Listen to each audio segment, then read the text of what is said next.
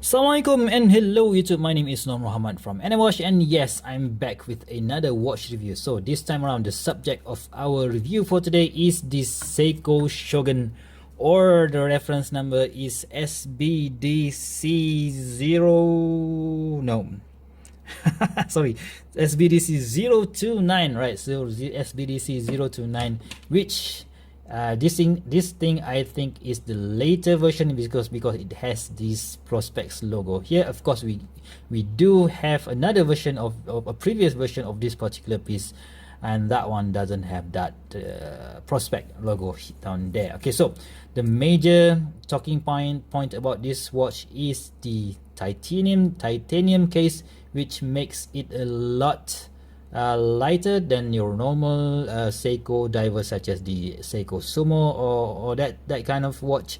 But of course, I've put it on a Jubilee bracelet from Strapcoat because I think that that what do you call this, that busy looking dial or busy looking case needs something which a lot more busier and yeah, it gives it I don't know, I think it looks good in my opinion, but some will say that, oh no, why did you put that tool looking dial on something classy? You know what, I think it gives a good contrast to the watch, and plus I just love this this Strapcoat Jubilee bracelet, so why don't put it on this Seiko Shogun? So just to give it a mix look, and that looks cool in my opinion. Okay, of course, the watch came with this original Seiko titanium bracelet, which feels really tiny in my opinion. You know, it's just very lightweight, and yeah, I've tried it on this bracelet before taking it off, because you know what, I don't want to resize it because this is a bit large for my wrist. So yeah, I don't want to mess around with this collar and pins collar and pin here on this bracelet. But yeah, it is of course a very nice bracelet because it's, you know, it's super light and all, but yeah, I'm not gonna muck around with it. So yeah, let's just check out what's available here. Of course, we have this stamp scissor style clasp here, which is a bit annoying for me, at least, because you know what, this thing costs about, I just checked it out from check out the price from Nomon's Watch Singapore, and this thing costs about $899 US dollars. And yeah, come on Seiko, give us something, a male class or something that is worth the money. Of course it is titanium, but still I want something that is much more higher quality than just a stamp clasp here. Okay, so anyway, so that's just my opinion, guys. Right, so let's check out the watch in question. So this is a 40, the dimension, right? So dimension is 43 mil from, or 44 mil from here to here, the diameter. The lug to lug from here to here is about 51 millimeters, which is a bit too big for my 6.75 inch wrist. So focus, right? So from here to here 51 mil. The thickness from here to here is about 13.5 millimeters. Yeah, this is normal for a dive watch, and we have a lug width of 22 millimeters. So that is why I put it on this 22 millimeters Jubilee bracelet, so to just give it a contrast, right? So for this watch. Okay, so it features this matte black dial. Let's just wipe off that smudge on the crystal, which is a hard lead crystal, which is another disappointment in my opinion. So if you wanna charge that much, or close to $900 for a watch, please give us sapphire crystal, man. Sapphire crystal is a lot better in my opinion, but yeah, who am I to complain, right? So this is hard lead crystal on top, but still you can't really see any glare, so I'm not really sure whether they put an anti-reflective coating inside those crystal, but I don't think so. And of course we have this very cool indices. We have a triangular here, circular indices here, and at the bottom we have this, I don't know what to call it. I don't really know what to call this. Is it called trapezium? I'm not really sure, but yeah, still very simple and effective, very legible dial typical of Seiko diverse watch design. And we have this, I think this is the reason why this bezel is the reason why this watch is called Seiko Shogun. Maybe this what do you call this zigzag pattern is similar to those samurai or shogun helmet that is worn by the shogun during their during their during their time. But yeah, I don't know why it is called the Shogun, but still it is a very, very cool name for such a great watch. Alright, so we have this Seiko monster style hour hands here, and again on the minute hands here, and but this one is a bit different. I'm not really sure to what to call this. This is a maybe a syringe style second hands there. Let's just do the wipe again. Right, so yeah, I did, and then the addition of prospect logo down here. Out we have automatic and diverse 200 meters, and this is definitely an ISO certified diverse watch, so we're not gonna complain about that. But the bezel, right, of course this is, and we have this aluminium insert bezel. You're not gonna get a ceramic bezel for that matter, but the bezel, yeah, when you turn it, it sounds a bit cheap in my opinion. That kind of gives a little, maybe it's because it's too light, it's very light, very light, so that gives it a bit of a cheaper sound in my opinion. So if let's say we compare it to the one on the Seiko Turtle, yep, you can hear the sound is much more much more, I don't know, I just prefer the sound of this stainless steel bezel. And if you compare it to the Seiko Monster, right, so this is my Seiko Monster, of course you need to turn, yeah, that is a much more how to say, much more better sound compared to the Seiko Shogun. Alright, so yeah, that's just, moans and niggles, right? So the bezel, it doesn't really sound that good in my opinion, at least. Okay, so of course we have this multiple finishing case, which I don't know, it looks really beautiful in my opinion. So we have this brush portion here, we have a brush lux here, and we have a polish section here. You can see that can't really call it beveling, right? So basically we have this polish section here, and at the top we have this brushed finishing here. And when you take it off the take the bracelet off, you can see that we have this, again we have to wipe it off. We have this polish section here, which looks really beautiful in my opinion. And yeah, I just love the case design of this particular watch. Okay, so of course we're gonna have that what do you call this, drill lugs here, and it's easy for you to strap to change this watch to another strap. And because it's black, it is a strap monster, so you can put it on black strap, of course blue, orange, red or green or whatever color that you want. And yeah, that is awesome in my opinion. So of course we have this Seiko sign crown here, and when you, it's just easily one of the best crown that you can have, but it doesn't have that pop though.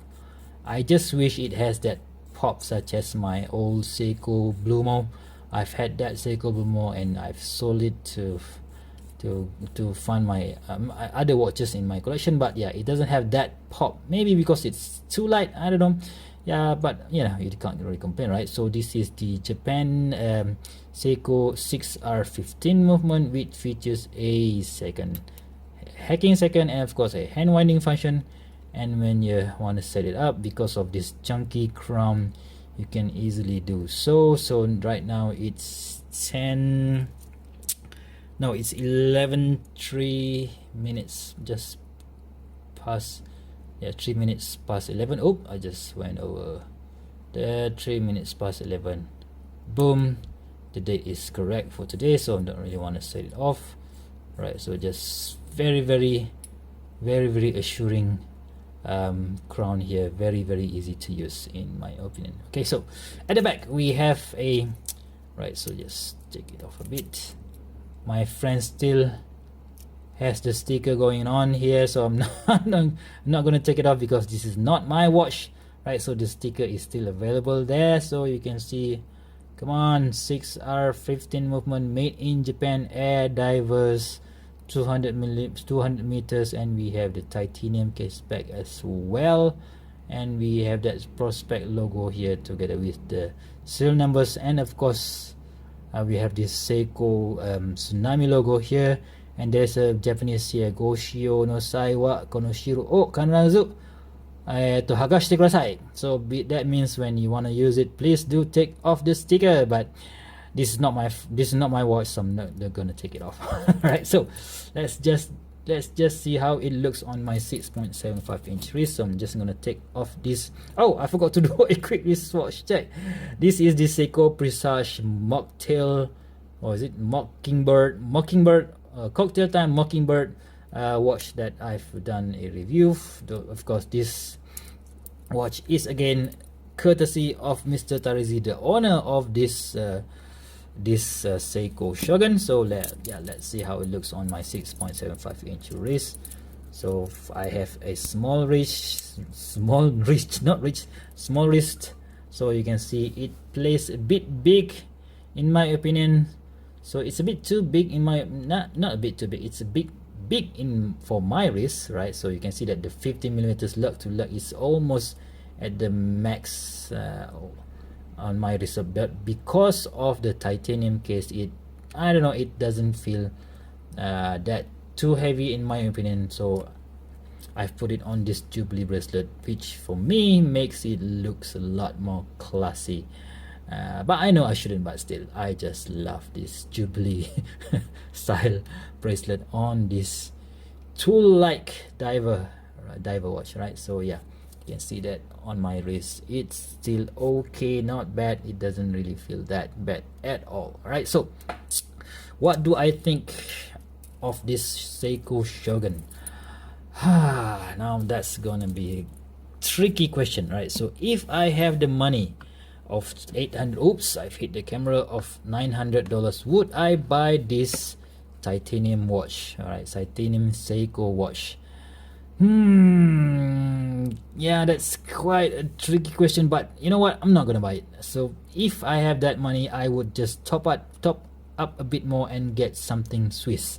But if you don't, if you are a Seiko collector, or if you are a Seiko only collector, so this is a great piece to have, because yeah, you're not gonna get a titanium watch for that price, right? So in another brand. So if you want to go for a titanium watch, a titanium diverse watch, you're gonna have to look onto the micro brands, right? So but as for mainstream brand, you're not gonna get that $900 price watch in titanium, right? So yeah, just gonna get it, but still I think it's a bit too steep. I wish that Seiko give us sapphire crystal here, and maybe give us the later version, or the latest version, or the 70 hours power reserve version for this on this watch. So then maybe I would consider this as a bargain. So but as for now, nah. But if you can get the older version with a price tag for around maybe $500 to $600, and then that is a bargain. So believe me, I saw the older version with a price of just $600 somewhere, I think maybe 2 years back in Tokyo, or I think it was in Gotemba, in at Fuji mountain area. So that is a great bargain. But as of now, this version $900, nah, I'll pass. Okay, so anyway, so let's just check out the loom, right? So since we have this Seiko Monster and of course the Seiko Turtle, let's just check out the loom, how they perform. Of course, these are Seiko, guys. So Seiko, they're not gonna skip on the loom part, right? So it's gonna be awesome. But yeah, let's just check them out. So let's just put this bit.